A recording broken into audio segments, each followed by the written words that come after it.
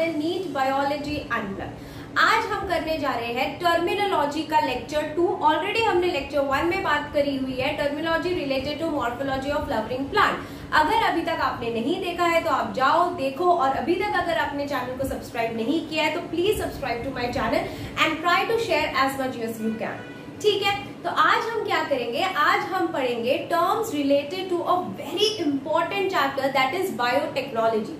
C these terms are very important. जब तक आपको टर्मिनोलॉजीज नहीं आएंगी, एग्जैक्ट उसका मीनिंग नहीं समझेगा, तब तक आपको कॉन्सेप्ट नहीं समझेगा। तो कॉन्सेप्ट समझने के लिए पहले टर्म समझना बहुत ज्यादा जरूरी है। एंड प्लस बायोटेक्नोलॉजी हो गया या फिर आपका पूरा जेनेटिक्स। अगर आप जेनेटिक्स का कंटेंट देखो तो हर साल एंट्रेंस आपके नीट एग्जाम्स में जेनेटिक्स के वेटेज बढ़ते जा रहा है। ठीक है, तो आप आई होप जेनेटिक्स बिल्कुल भी स्किप नहीं कर रहे हो, और अगर आपको कोई भी डाउट्स है इन जेनेटिक्स तो you can ask me in the comment box. And yes, this is the part 2 of terminologies. आज हम सेकेंड चैप्टर करेंगे। अगर आप कोई भी पर्टिकुलर चैप्टर के टर्मिनोलॉजीज पढ़ना चाहते हो तो right it in the comment box, तो वो मैं जल्द से जल्द वीडियो डालने की कोशिश करूंगी। ठीक है, so without wasting time let's get started with the terminologies related to biotechnology. चलो, सो बायोटेक्नोलॉजी में सबसे इंपॉर्टेंट जो टर्म है, ठीक है, मतलब इसके ऊपर हमें बोर्ड्स में भी पूछा जा सकता है, एंट्रेंस पे भी पूछा जा सकता है, that is polymerase chain reaction. ये पूछा जा सकता है फॉर 1 मार्क, फॉर 3 मार्क्स, या फिर आपके एंट्रेंस में नीट क्वेश्चन आ सकता है कि पॉलीमरेज चेन रिएक्शन क्या होता है। इस पे मेरा डिटेल वीडियो ऑलरेडी डाला हुआ है, अगर आपने नहीं देखा है तो प्लीज जाइए और फिर से देख कर आइए। ठीक है, so polymerase chain reaction is a device used for gene cloning और gene multiplication। मतलब क्या है ये बेटा, एक डिवाइस है, ठीक है, जिससे हम जीन क्लोनिंग करते हैं, जिससे हम जीन की मल्टीपल आइडेंटिकल कॉपीज निकालते हैं फॉर एनी पर्टिकुलर एक्सपेरिमेंट। तो इसे हम क्या बोलते हैं, device use for gene cloning या फिर जीन मल्टीप्लीकेशन। हम जीन को मल्टीप्लाई करते हैं, जब हमको n नंबर ऑफ कॉपीज चाहिए होती है एक पर्टिकुलर जीन की, तो हम करते हैं पीसीआर। ठीक है, इस मल्टीप्लीकेशन ऑफ कॉपीज को हम बोलते हैं एम्प्लीफिकेशन। ये वर्ड बहुत इंपॉर्टेंट है, बच्चों को समझ में नहीं आता है कि एम्प्लीफिकेशन क्या है। Amplification means getting multiple copies of the gene, और जो जीन हमें चाहिए हम उसे बोलेंगे जीन ऑफ इंटरेस्ट। क्या बोलेंगे, जीन ऑफ इंटरेस्ट। देखो, हमें कोई भी चीज लाइफ में चाहिए होती है तो उसमें हमारा इंटरेस्ट होता है, राइट। तो यहाँ पर मुझे वो जीन चाहिए, इसीलिए मैं उसे क्या बोलूंगी, जीन ऑफ इंटरेस्ट। तो पीसीआर में क्या करते हैं, पीसीआर इज अ डिवाइस जहां पर हम एक particular gene that is gene of interest को मल्टीप्लाई करते हैं इन n number of copies. Okay, so let us go to the second term which is again related to your PCR, that is thermal cycler। ये thermal cycler क्या है, thermal cycler वो device का नाम है जो पीसीआर में यूज होता है। ठीक है, let us go to the next one that is recognition sequence और रिकॉग्निशन साइट। अब ये रिकॉग्निशन सीक्वेंस क्या है, the site recognised by restriction enzymes and it is a place where enzymes cleave the DNA। देखो, DNA is a double helical structure, right? उसका जो smallest component है वो है उसका जीन। Obviously मुझे कोई भी एक्सपेरिमेंट करने के लिए I cannot take the entire DNA, I only need my gene of interest। ठीक है, मुझे सिर्फ मेरा जीन ऑफ इंटरेस्ट चाहिए जिसे मुझे एम्पलीफाई करना है। तो वो जीन ऑफ इंटरेस्ट को मुझे क्या करना पड़ेगा, मुझे वो डीएनए से निकालना पड़ेगा, करेक्ट। और वो डीएनए से निकालने के लिए मुझे क्या लगेगा, मुझे लगेगी एंजाइम्स। कौन से एंजाइम्स लगेंगे, रेस्ट्रिक्शन एंजाइम्स। कौन से एंजाइम्स, रेस्ट्रिक्शन एंजाइम। तो रेस्ट्रिक्शन एंजाइम क्या करेगा, डीएनए के फॉर एग्जाम्पल ये साइट को रिकॉग्नाइज करेगा, उसको क्लीव करेगा, वहां पर उसको कट करेगा, और ये जो साइट जहां पर रेस्ट्रिक्शन एंजाइम डीएनए को कट करेगा that will be called as recognition sequence या फिर recognition site. I hope you understood. The recognition sequence या साइट का क्या है, वो साइट ऑफ डीएनए जहां पर रेस्ट्रिक्शन एंजाइम डीएनए को कट करेगा इनटू स्मॉलर फ्रैगमेंट, एंड वो यूजुअली होता है अराउंड 4 to 8 न्यूक्लियोटाइड्स का। This is very important for your MCQ. ठीक है, कि रिकॉग्निशन सीक्वेंस कितने न्यूक्लियोटाइड्स का होता है, usually it is between 4 to 8, and this is also called as restriction site. क्या बोलते हैं हम इसे, restriction site. Okay, let us go to the next one, very important. सारे के सारे टर्मिनोलॉजीज बहुत ही ज्यादा इंपॉर्टेंट है, एग्जाम्स में आ सकते हैं। That is palindrome. पैलिंड्रोम क्या है? Palindrome is a sequence in DNA which when read from forward and backward reads the same। मतलब मैं आगे से रीड करूं या फिर पीछे से रीड करूं, उसको रीड करने के टाइम पे वो सेम रीड होगा। जैसे for example 3 prime to 5 prime तक सीक्वेंस में इट इज CTTAAG, राइट, और 5 प्राइम से 3 प्राइम तक it is GAATTC। If you see दोनों भी तरफ से मैं यहां से रीड करूं या फिर मैं यहां से रीड करूं, ओके, दोनों भी तरफ से it is the same, right. CTTAAG, यहाँ पर GAATTC। सो पैलिंड्रोम का मतलब क्या होता है? आप उसको कहीं से भी रीड करो, आगे या पीछे, ओके, उसका जो सीक्वेंस होगा वो सेम होगा। जैसे okay, so now let us come to the next term, that is gene library. Let us see कि जीन लाइब्रेरी क्या होता है। Collection of different DNA sequences from an organism where each sequence has been cloned into vector। मतलब क्या है? हम बहुत सारा कलेक्शन करेंगे डिफरेंट डीएनए सीक्वेंस का कोई भी ऑर्गेनिज्म से, ठीक है, वेयर ईच सीक्वेंस, जहां पर हर एक सीक्वेंस क्लोन किया जाएगा, मतलब उसके मल्टीपल आइडेंटिकल कॉपीज बनाए जाएंगे so that they can be used as a vector. Okay, so that is your gene library. Let us come to the next one, that is cloning vector। ये vector मैंने आपको बताया, इस यहाँ पर हम पढ़ेंगे डिटेल में कि वेक्टर का मतलब क्या होता है।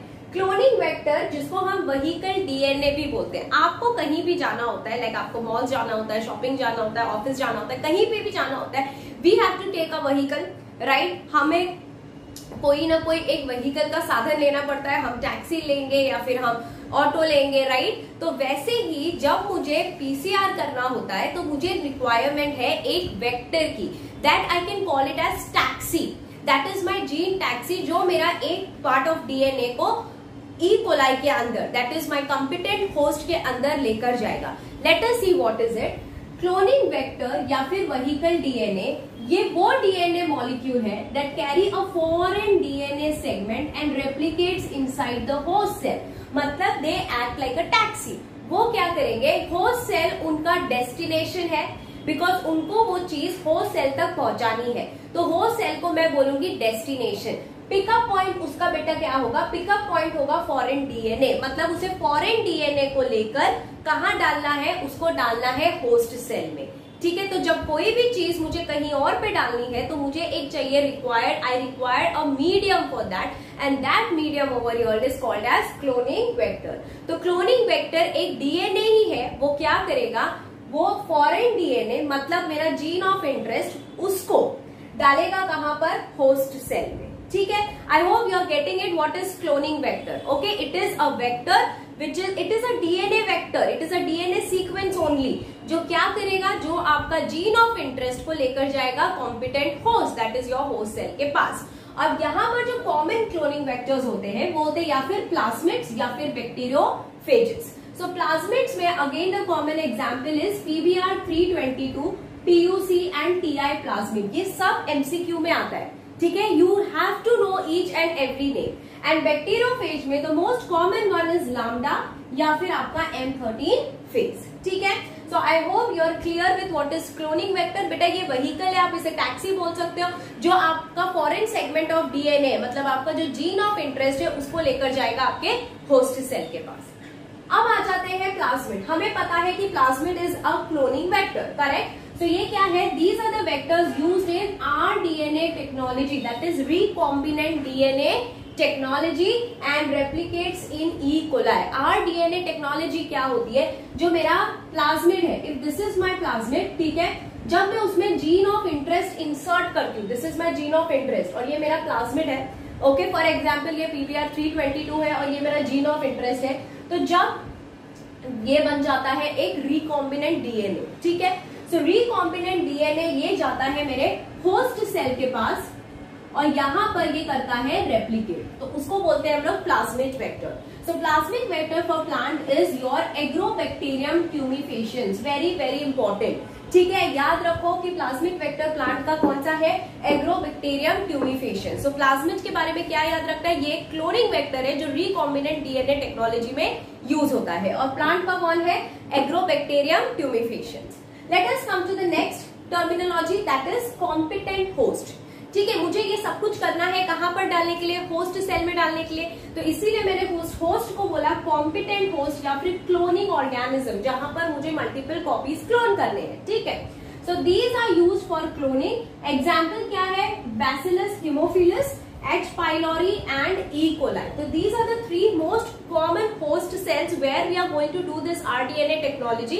ठीक है, जहां पर हम अपना जीन ऑफ इंटरेस्ट का करेंगे एम्प्लीफिकेशन, मतलब उसकी करेंगे मल्टीपल कॉपीज फॉर्म, जिसमें से सबसे कॉमन होता है E. coli because that takes the minimum time for reproduction. Let us come to the next one, that is foreign DNA या फिर हम इसको पैसेंजर डीएनए बोलते हैं। फॉरेन डीएनए क्या है, from cleave DNA fragment, a fragment containing desired gene is isolated and selected for cloning. See मतलब ये मेरा डीएनए है, ठीक है, दिस इज माय डीएनए। मैंने आपको बोला है मुझे एक डीएनए का एक पर्टिकुलर सिर्फ जीन चाहिए जिसपे मेरा इंटरेस्ट है, तो जब मैं वो जीन ऑफ इंटरेस्ट, जब वो जीन ऑफ इंटरेस्ट का जो फ्रैगमेंट है उसको बोलते हैं हम लोग फॉरेन डीएनए। क्यों हम उसे फॉरेन डीएनए बोलते हैं, बिकॉज अब हम उसे कहीं और पे डालने वाले, हम उसको कहीं होस्ट सेल पे डालने वाले। ठीक है, सो that is called your foreign DNA. So what is foreign DNA, foreign DNA is nothing, that is your gene of interest जिसका करना है आपको एम्प्लीफिकेशन। ठीक है, सो that is the meaning of foreign DNA या फिर passenger DNA. Let us come to the last three definition, that is the last three terminologies remaining from the chapter, that is recombinant DNA या फिर chimeric DNA। क्या, recombinant DNA या फिर chimeric DNA। तो recombinant DNA क्या है, it is a combination of vector DNA and foreign DNA। foreign DNA जो मेरा है gene of interest, for example ये है मेरा जीन ऑफ इंटरेस्ट और मेरा vector DNA that is my plasmid. तो इन दोनों के कॉम्बिनेशन को हम बोलते हैं रिकॉम्बिनेंट डीएनए या फिर chimeric DNA. Next one is your transformed cell. Transformed cell का मतलब क्या होता है, see everything this recombinant DNA where we have to put into the host cell, but जब हम ये होस्ट सेल में डालते हैं, क्यों डालते हैं, सो दैट एम्प्लीफिकेशन हो जाए। But C this is a trial and error kind of a method. कुछ होस्ट सेल होंगे जो उसको एक्सेप्ट कर लेंगे, कुछ होंगे जो नहीं एक्सेप्ट करेंगे, राइट। जैसे फॉर एग्जाम्पल अगर हमारी भी लाइफ में एक पर्टिकुलर चेंज आता है तो कुछ लोग होते हैं जो बहुत इजीली उसको एक्सेप्ट कर लेते हैं और कुछ लोग होते हैं जिनको वो चीजें एक्सेप्ट करने को टाइम लगता है। द सेम वे यहाँ पर भी जो होस्ट सेल है, अगर उसने ये रिकॉम्बिनेंट डीएनए ले लिया, ओके, अगर उसने ये रिकॉम्बिनेंट डीएनए ले लिया तो उसे हम बोलेंगे ट्रांसफॉर्म्ड सेल। क्या बोलेंगे, transformed cell. So the host और competent cell which has taken up recombinant DNA is called as transformed cell. And for example कुछ है होस्ट सेल जिन्होंने नहीं लिया तो उन्हें हम बोलेंगे नॉन ट्रांसफॉर्म्ड सेल। ठीक है, see this is the most important concept in cloning vector. जब भी आप क्लोनिंग वेक्टर्स का स्ट्रक्चर इन डिटेल पढ़ते हो, so it is very important that you get distinguish between transformant cell क्या है और नॉन ट्रांसफॉर्मेंट क्या है। देखो ये हमेशा ट्रायल एंड एरर मेथड होता है। कोई सेल होते हैं जो आरडीएनए बहुत इजीली एक्सेप्ट कर लेते हैं, उसे बोलते हैं ट्रांसफॉर्मेंट, और जो नहीं करते हैं उसको बोलते हैं हम non transformant. Let us come to the last definition. Last actually it is a proper definition जो है चैप्टर के नाम से, तो वो तो बनता ही है करना, that is biotechnology. So biotechnology का मतलब क्या होता है, it is the application of scientific and engineering principles to the processing of material by biological agent. Now what does this entire definition means? ये एक एप्लीकेशन है, राइट। ये chapter का हाफ पार्ट एप्लीकेशन पे ही डिपेंड होता है। सो ये एक एप्लीकेशन है रिलेटेड टू साइंस और जेनेटिक इंजीनियरिंग, ठीक है, जो बिलीव करता है on the processing of material by biological agent. हम क्या यूज कर रहे हैं, बायोलॉजिकल एजेंट ही यूज कर रहे हैं ना, we are using the vectors, right, and we do all this so that it will be good for the human welfare. Okay, so this entire biotechnology is done for the human welfare only, so that humans gets any whatever they want. Like if see, biotechnology can be applied for making medicines, for making vitamins, for getting products and many more things, and that is all for the human welfare. ठीक है, तो यहाँ पर आपके जितने भी terms है related to the important terms I would say, ठीक है, जितने भी इंपॉर्टेंट टर्म्स है रिलेटेड टू बायोटेक्नोलॉजी यहाँ पर कवर हो जाते हैं। As I have said earlier while starting the video, if you want me to cover कोई भी पर्टिकुलर चैप्टर के ऐसे ही terms immediately, like maybe in 3 to 4 days, please write it in the comment box. हम सबसे पहले वो terms discuss करेंगे and then I will go into my sequence, ठीक है। If you have liked the video, then please like to my video, subscribe to my channel and try to share as much as you can. Till then, study hard, work hard, because your dream is just 4 to 5 months ahead in front of you. Okay, till then, bye, take care.